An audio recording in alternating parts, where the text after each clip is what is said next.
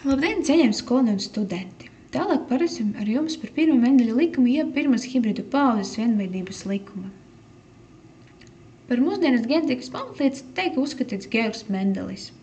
Bet kāpēc? Ko viņš tādu gudru ir izgudrojis? Tad ļoti sen sāva darzā Georgs Mendelis eksperimentēja ar zirņu krasu. Viņš paņēma dzeltenus zirniešus un substituēja to ar zaļiem zirniešiem.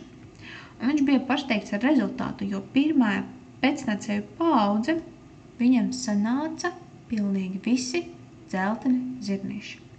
Un tad tajā brīdī viņš aizdomājas, ka laikam ir kaut kādi dominanti gēni vai kaut kādi recesīvi gēni.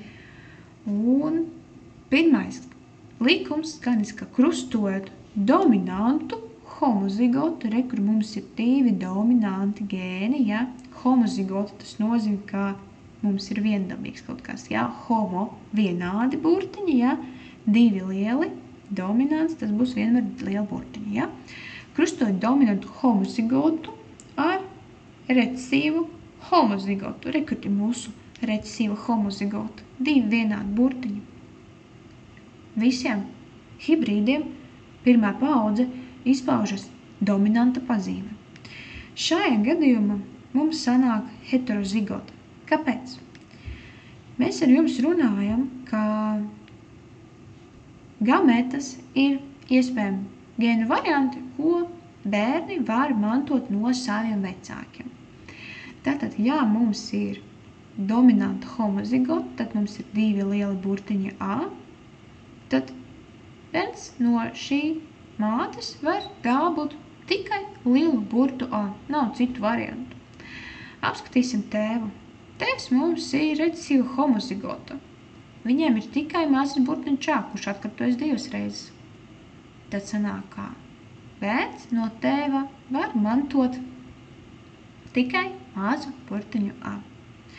Kā veidojas pēcnācēju genotips? Jums vienmēr jāatceras, ka viens burtiņš būs mantots no mātes, otrais burtiņš vienmēr būs mantots no tēva, jo mēs visi sastāvam no 55% no mātes, 5% no tēva.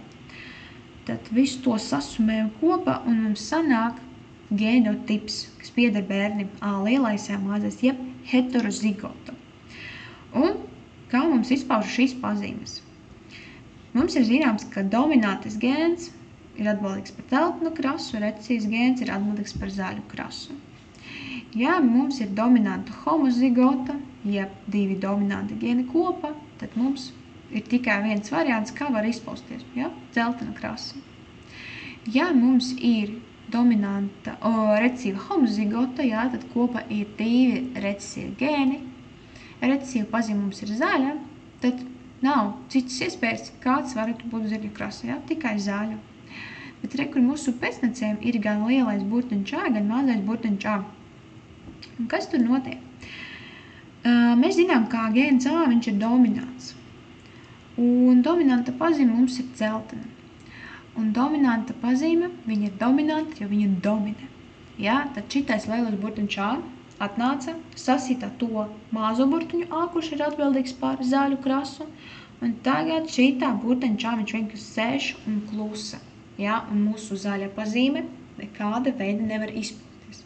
Un sanāk tā, ka mums izpaužas tikai dominanta pazīme, jeb dzeltena krasa. Ja? Tieši tāpēc pirmais likums skanis, ka krustojot dominantu homozigotu ar recesīvu homozigotu, visiem hibridiem izpaužas dominanta pazīme. Un ja jūs iemetat šito likumu, tad tālāk jūs varēsiet risināt ģenētikas uzdevumus 5 sekundžu laikā. Paldies par uzmanību!